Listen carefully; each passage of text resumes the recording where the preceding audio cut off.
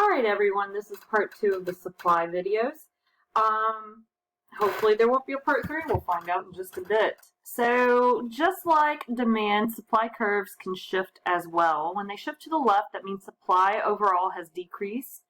And when they shift to the right, that means supply has increased. So, which you can look more into with Mr. Clifford's AC/DC economics videos, the Crash Course economics videos, the difference between change in price, change in demand, all that stuff, change in demand, change in supply, and everything with that. We're talking about the shifters.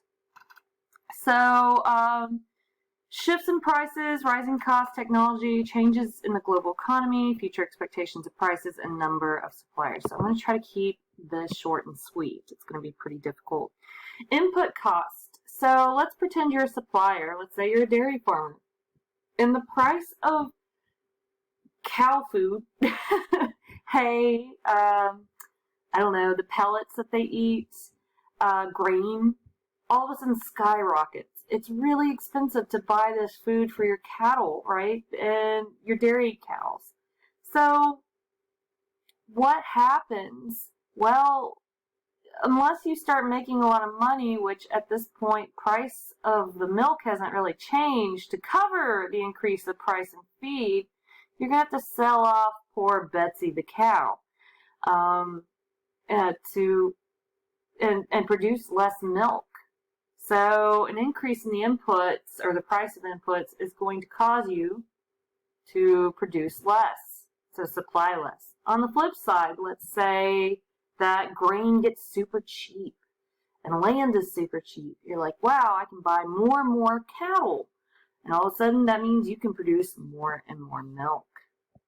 All right, let's move on.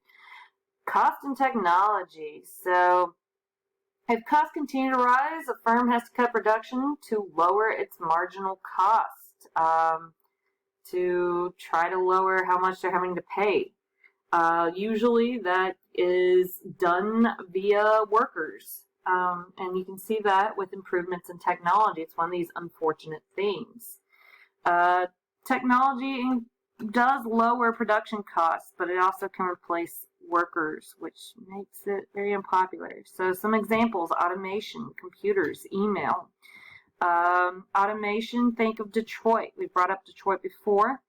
In the 1970s, they introduced the robots that can build and put together the cars without people, and they don't make mistakes. And even if the robot breaks down, there's only one person that is needed to repair the robot.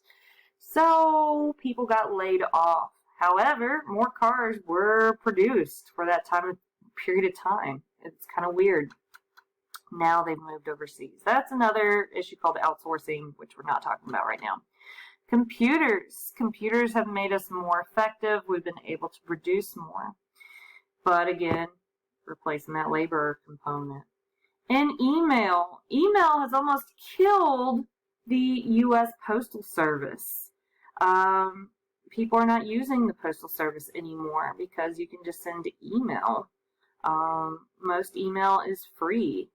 Back in the day, I remember having to sign up, and you did have to pay for email. I think AOL made you pay a long time ago.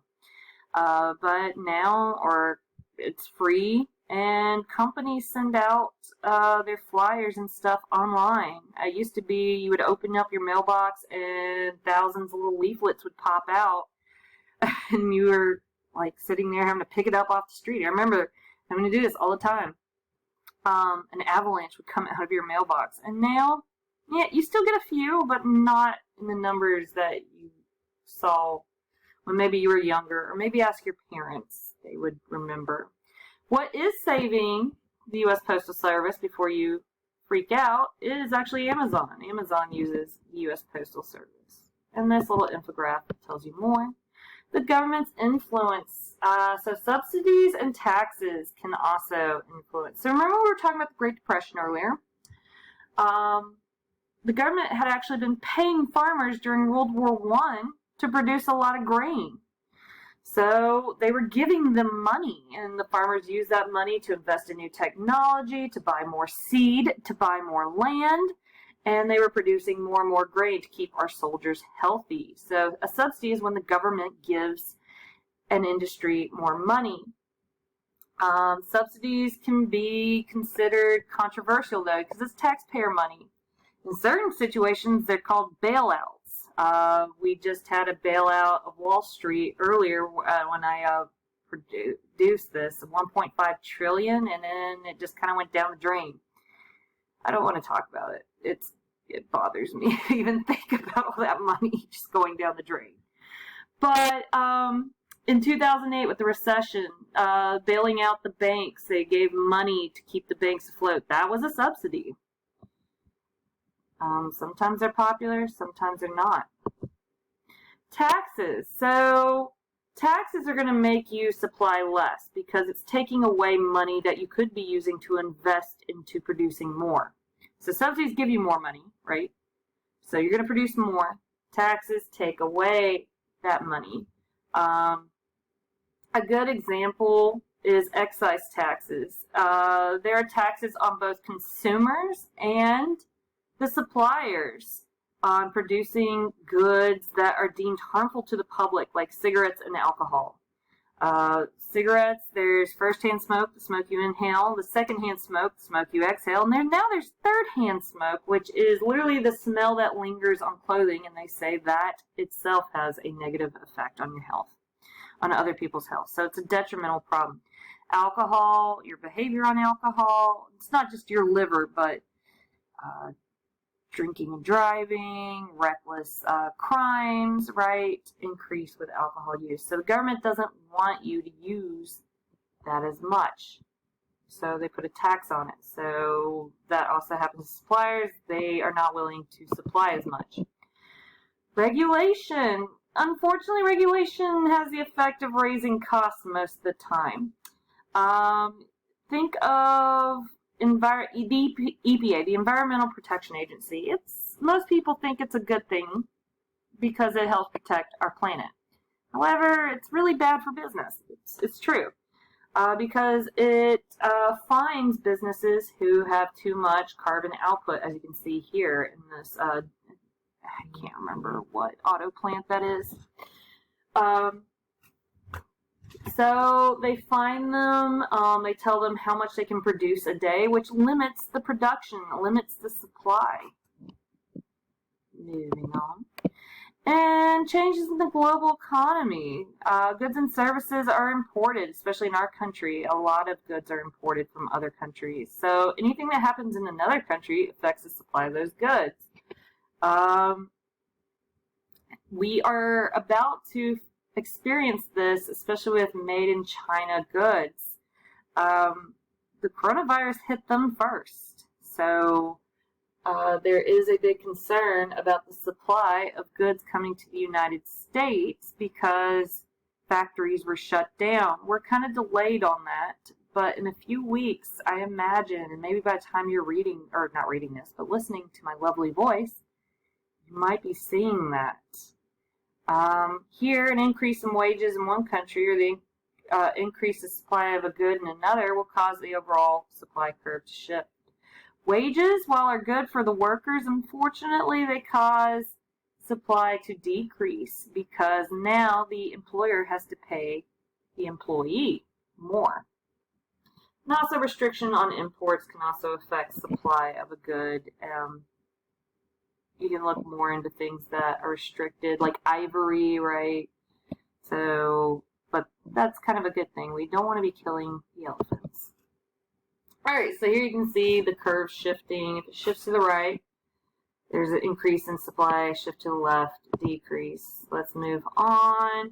Future expectations, just like what we were doing with gas, right, and demand, suppliers do this too. If they think the price of a good is going to rise in the future, they're going to store the goods in order to sell them in the future. I don't know if y'all have watched the Amazon documentary yet at this point. We're still trying to figure out a few things, but you see that actually happening where some of the suppliers hold on to things and then they wait until the prices are going to be going up more in their favor before they sell. So there you go. And this should have really gone with trends earlier when we were talking about supply. So, well, actually, you know what? Prices increased of hamburgers. So I think that's where I was coming from with this. Burgers have, the price of burgers have increased. And so that means more companies have jumped on the burger train. So the first fast food burger joint is actually White Castle in 1921.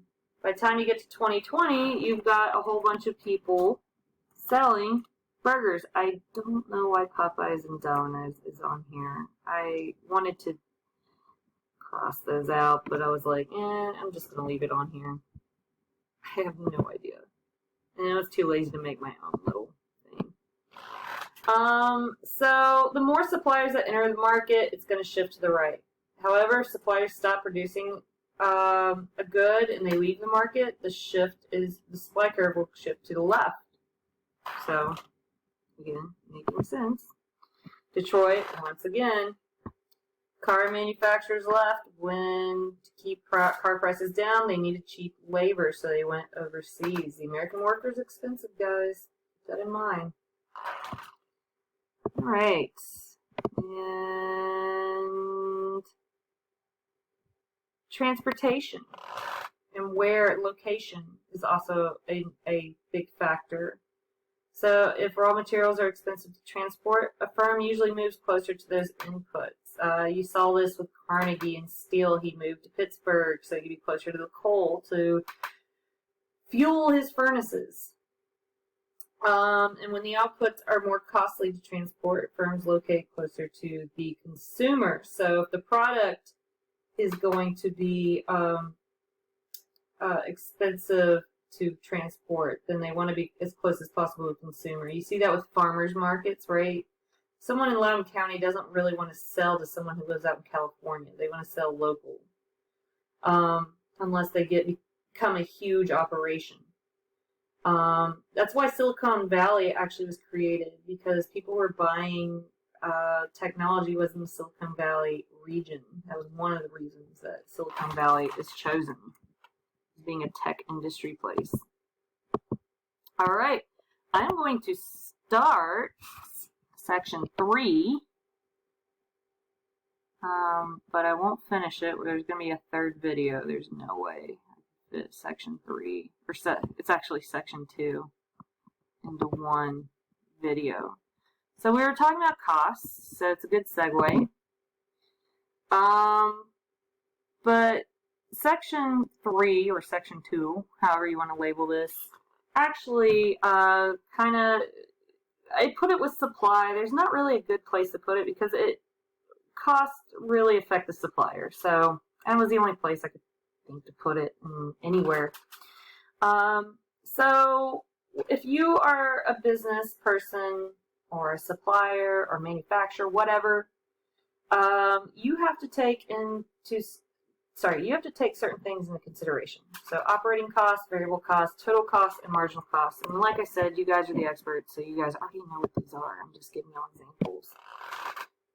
Marginal product of labor. So this is a weird situation. This is a beanbag factory. And let's say I own the beanbag factory. Well, obviously, if I'm not making beanbags and no one's working, then we're not making anything. I don't even know why they put that there. If it's just me, I can make about 4 beanbags an hour. And that's a marginal product of labor of 4. I hire a second person, and the output increases to 10. So with that second person, there's actually 6 increase right here. And 3, 7. But all of a sudden, something starts happening at 4. It starts decreasing. And then you see things get really bad over here. So what's happening? Honestly, it's sometimes too many people. There's not enough jobs to go around. So you got to be careful as you're hiring because you can actually become less effective. And I'll stop there and continue on.